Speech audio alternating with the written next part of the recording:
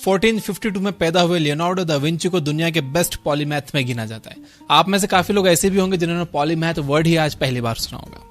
जिनके लिए यह वर्ड नया है उन्हें मैं बता दूं कि पॉलीमैथ उस इंसान को कहा जाता है जिसको बहुत सारे सब्जेक्ट्स का अच्छा नॉलेज होता है। लियोनार्डो दा विंची एक इंजीनियर, एक राइटर, एक musician, painter, architect, political adviser, artist, botanist और सिविल प्लानर के रूप में काम कर चुके थे। उन्होंने हेलीकॉप्टर, बाइसिकल और टैंक जैसे ना जाने कितने ही महान इन्वेंशंस के कॉन्सेप्ट को इन सब चीजों के इन्वेंशन से पहले ही दुनिया के सामने पेश कर दिया था। अब तक तो आपको इस बात का एहसास हो गया होगा कि लियोनार्डो दा विंची वर्ल्ड के जीनियस व्यक्तियों में से एक थे। लेकिन क्या आपको पता है कि जब वो 70 साल के थे तभी उनकी डेथ हो गई थी। तो आखिर उन्होंने महज 70 साल में इतनी सारी अचीवमेंट्स कैसे हासिल की? ये सवाल हर उस इंसान के दिमाग में आता है जो लियोनार्डो के बारे में थोड़ी सी भी जानकारी रखता है। दुनिया के जाने माने राइटर वॉल्टर आइजैक्सन ने लियोनार्डो दा विंची नाम से एक बुक लिखी है जिसमें उन्होंने इस बात पर रोशनी डालने की कोशिश की कि आखिर वो क्या चीजें हैं जो कि लियोनार्डो को सबसे अलग बनाती थी। वो कहते हैं कि लोगों को लगता है कि लियोनार्डो एक अमीर फैमिली से रहे होंगे जिसकी वजह से उनको अपनी लाइफ में इतना अचीव करने में हेल्प मिली होगी, लेकिन लोगों की ये धारणा बिल्कुल गलत है क्योंकि लियोनार्डो एक गरीब परिवार से थे और तो और उनका परिवार इतना गरीब था कि लियोनार्डो की स्कूल की फीस पे करने के लिए उनके पास पैसे नहीं थे और शायद यही वजह थी कि जिसकी वजह से लियोनार्डो की क्यूरियोसिटी बढ़ती गई। लियोनार्डो की कोशिश रहती थी कि उनके सामने जो भी चीजें हो रही हैं वो उसके बारे में पूरी जानकारी रखें और इसलिए वो तरह तरह के सवाल अपने माइंड में क्रिएट करते थे और उनके जवाब ढूंढते थे। बाद में उन्होंने एक सब्जेक्ट के नॉलेज को किसी और सब्जेक्ट के साथ कंबाइन करके कई रिवॉल्यूशनरी चीजों को दुनिया के सामने पेश किया और शायद उनका चीजों को देखने का और उनको एनालाइज करने का तरीका ही उनको दुनिया का सबसे जीनियस इंसान बनाता है। आइए देखते हैं कि लियोनार्डो की वो कौन सी आदतें हैं जो आपको भी जीनियस बना सकती हैं। नंबर 1, जितना ज्यादा हो सके उतने सवाल करिए क्योंकि सवाल करने से ही आपकी क्यूरियोसिटी इंक्रीज होगी। जो चीज लियोनार्डो दा विंची को दुनिया में सबसे अलग करती थी वो ये थी कि वो हर चीज को लेकर काफी क्यूरियस रहते थे। उनको हर चीज के होने ना होने के पीछे की वजह जाननी होती थी और सबसे इंपॉर्टेंट चीज ये कि उनकी क्यूरियोसिटी का कारण ये नहीं था कि उन्हें लगता था कि चीजों के बारे में जान लेने से उनको आसानी से जॉब मिल जाएगी, बल्कि वो बस चीजों को समझना चाहते थे कि आखिर उनके होने या फिर ना होने के पीछे कारण क्या है। अपनी पूरी लाइफ के दौरान लियोनार्डो अपने पास दर्जनों नोटबुक्स रखते थे जिसमें वो अपने इंस्टेंट थॉट्स लिखते थे। हम लोगों का लक अच्छा है कि आज भी लियोनार्डो द्वारा लिखी गई उन नोटबुक्स के लगभग 7000 पेजेस सही सलामत हैं। उनके लिखे हुए थॉट्स को पढ़कर यह आसानी से समझा जा सकता है कि लियोनार्डो हर उस चीज में इंटरेस्ट रखते थे जो उनके सामने घट रही होती थी। जैसे कि आखिर आसमान नीला क्यों, आखिर क्यों मछलियां पानी में ज्यादा स्पीड से स्विम करती हैं जबकि बर्ड्स उनके कंपैरिजन में कम स्पीड से उड़ते हैं, आखिर क्यों जब बिजली कड़कती है तो हमें दिखाई पहले देती है उसकी आवाज बाद में सुनाई देती है, आखिर कैसे पक्षी खुद को इतनी देर तक हवा में रख लेते हैं। ऐसे सवाल हम लोगों के भी दिमाग में आते हैं, लेकिन तब जब हम छोटे होते हैं। जैसे जैसे हम बड़े होते जाते हैं हम उन सभी चीजों से अपना ध्यान हटा देते हैं जो कि हमारे आंखों के सामने रोज होती हैं। लेकिन लियोनार्डो के साथ ऐसा नहीं था। वो जब तक किसी चीज के बारे में पूरी नॉलेज हासिल नहीं कर लेते थे तब तक उसके बारे में सोचना बंद नहीं करते थे और उनके इसी माइंडसेट की वजह से वो दुनिया से अलग थे। हम लोग बड़े हो जाने के बाद आसमान की ओर देखकर उसकी खूबसूरती के लिए उसको अप्रिशिएट करते हैं, लेकिन ये सोचना बंद कर देते हैं कि आखिर उसका कलर नीला क्यों है। लियोनार्डो के साथ ये नहीं था। वो यूनिवर्स की हर चीज के बारे में जानकारी रखना चाहते थे और इसी वजह से वो स्पेशल थे। नंबर 2, सिर्फ सवालों पर रुको मत, उनके आंसर जानने की कोशिश करो। जैसा कि मैंने आपको बताया कि लियोनार्डो हर चीज को लेकर काफी क्यूरियस रहते थे, लेकिन ऐसा नहीं था कि अगर उनके मन में कोई सवाल उठ रहा है तो वो उसे लेकर बैठे रहें। वो हर तरीके से ये कोशिश करते थे कि उनके दिमाग में आने वाले सवाल का एक्यूरेट जवाब उन्हें मिल सके। अगर किसी सवाल का जवाब उन्हें मालूम नहीं होता था तो उसका आंसर पता करना उनके लिए ऑब्सेशन बन जाता था।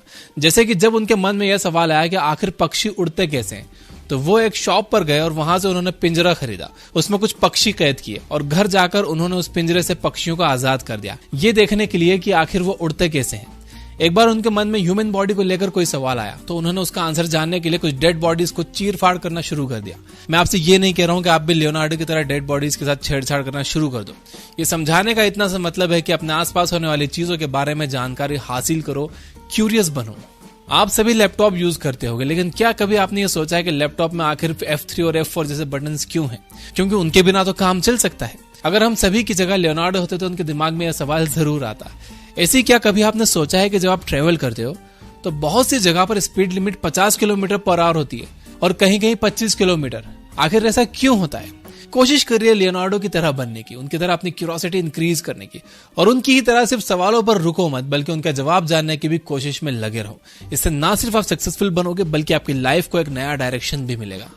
नंबर 3, अलग अलग तरह की नॉलेज को कनेक्ट करके कुछ नया डिस्कवर करने की कोशिश करो। लियोनार्डो ने अपनी लाइफ में एक चीज सीखी थी, वो ये कि उन्हें लगता था कि नॉलेज को कभी भी अलग अलग कैटेगरीज में डिवाइड नहीं किया जा सकता, जैसे कि मैथ्स, साइकोलॉजी, फिजिक्स। उनका मानना था कि नॉलेज को सिर्फ नॉलेज की तरह देखना चाहिए, और उनकी इसी सोच की वजह से वो एक तरह के नॉलेज को दूसरे तरह के नॉलेज के साथ कंबाइन कर पाते थे और कुछ नया डेवलप कर पाते थे। एक बार की बात है, लियोनार्डो ज्योमेट्री पढ़ रहे थे, और पढ़ते पढ़ते उन्हें एहसास हुआ कि वो ज्योमेट्री के नॉलेज को एनाटॉमी में यूज कर सकते हैं, और इसी तरह उन्होंने ज्योमेट्री और एनाटॉमी के नॉलेज को कंबाइन करके ये डिस्कवर किया कि ह्यूमन बॉडी में भी कुछ ज्योमेट्री प्रोपोर्शन मिलते हैं। एग्जाम्पल के लिए उन्होंने ये डिस्कवर किया कि जब भी कोई इंसान अपने दोनों हाथों को पूरी तरह स्ट्रेच कर लेता है, तो एक एंड से दूसरे एंड तक की लेंथ को अगर मेजर करें तो वह लेंथ उस इंसान की हाइट के बराबर होती है। लियोनार्डो को नेचर से बहुत लगाव था। एक बार उनके दिमाग में यह सवाल उठा कि आखिर पक्षी उड़ते कैसे, और उनके दिमाग में आए इस सवाल ने उनको कई नई नई तरह की चीजों को डिस्कवर करने में हेल्प की। लियोनार्डो ने पक्षियों के उड़ने की कला पर बहुत कुछ लिखा, और उन्होंने पक्षियों को एक नाम भी दिया, द फ्लाइंग मशीन।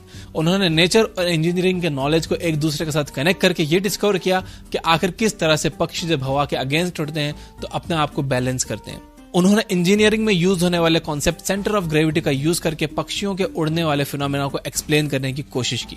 बिल्कुल इसी तरह लियोनार्डो ने अलग अलग सब्जेक्ट्स के नॉलेज को कंबाइन करके नई नई चीजें डेवलप की। उन्होंने कभी सब्जेक्ट्स को अलग नहीं समझा। उनका मानना था कि सभी सब्जेक्ट्स एक दूसरे से किसी न किसी वे में कनेक्टेड होते हैं, और उनकी यही सोच उन्हें स्पेशल बनाती है। आज के टाइम में हम लोगों को लगता है कि हम दुनिया के बारे में काफी चीजें जानते हैं और उन्हें समझते हैं, लेकिन हमारा यही माइंडसेट हमारे लिए डेंजरस होता जा रहा है, क्योंकि इस माइंडसेट की वजह से हम सभी के अंदर नई चीजें सीखने की चाह भी खत्म हो गई है, और इसकी वजह से हम सभी लिमिटेड लाइफ जी रहे हैं, क्योंकि जब हम कोई नई चीज सीखेंगे ही नहीं तो ग्रो कैसे होंगे। इसलिए जरूरी है कि हम सभी इस माइंडसेट को ड्रॉप करें और क्यूरियस बने, क्योंकि जब हमारे अंदर क्यूरियोसिटी बढ़ेगी तभी हम नई चीजों को सीखने की कोशिश करेंगे, और नई चीजें सीखने और जानने से ही हम लाइफ में ग्रो कर पाएंगे। सबसे इंपॉर्टेंट बात यह कि जब हम क्यूरियस होते हैं तो लाइफ हमें और ज्यादा इंटरेस्टिंग लगने लगती है। हर चीज हमें अपनी ओर अट्रैक्ट करती है, हम चीजों को एंजॉय करने लगते हैं, बिल्कुल वैसे ही जैसे लियोनार्डो दा विंची ने अपनी पूरी लाइफ के दौरान किया था। और सिर्फ इतना ही नहीं, क्यूरियोसिटी आपकी रिलेशनशिप भी बेहतर बना सकती है। क्यूरियोसिटी आपके डर को भी भगा सकती है, और कई जगहें ऐसी भी होती हैं, कई मौके ऐसे भी होते हैं जहां आपको क्यूरियस नहीं होना चाहिए। तो कहां पर क्यूरियस होना चाहिए, कहां पर क्यूरियस नहीं होना चाहिए, और क्यूरियोसिटी आपकी लाइफ में क्या चेंजेस ला सकती है, ये जानने के लिए आपको ये बुक ऐप पर अ क्यूरियस माइंड बुक की समरी जरूर सुननी चाहिए। ये मेरी फेवरेट बुक समरीज में से एक है, और ये बुक ऐप पर फ्री में अवेलेबल है। तो दोस्तों, ऐसे सोचते थे लियोनार्डो दा विंची। कोशिश करिए आप भी उनकी तरह सोच सकते हो, आप भी उनकी तरह क्यूरियस बन सकते हो, आप भी उनकी तरह जवाब हासिल कर सकते हो। जरूरत है नॉलेज की, तो नॉलेज हासिल करते रहो। इसीलिए मैं हर वीडियो के लास्ट में कहता हूं कि keep reading, keep learning, keep growing, and that's how you can grow in life. आप पढ़ोगे तो सीखोगे, सीखोगे तो ग्रो करोगे।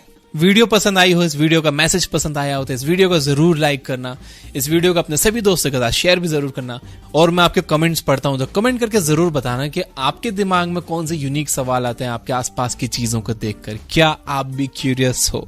तो मैं इंतजार कर रहा हूं आपके कमेंट्स का। Finally, you guys are amazing. Keep reading, keep learning, keep growing.